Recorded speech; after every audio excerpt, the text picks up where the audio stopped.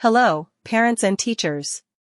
Welcome back to our channel. Today, we have an exciting and educational activity that's perfect for children, an activity that explores single-digit number addition.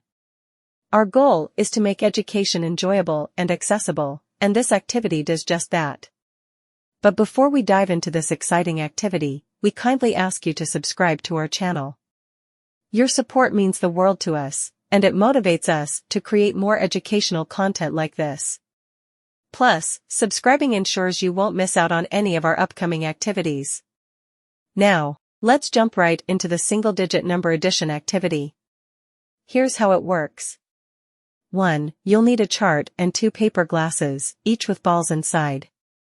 2. Students will take turns selecting a card from the chart. On each card, we've written an addition problem, like 3 plus 4. 3. The student will first throw a certain number of balls from the first glass, say 3 balls. 4.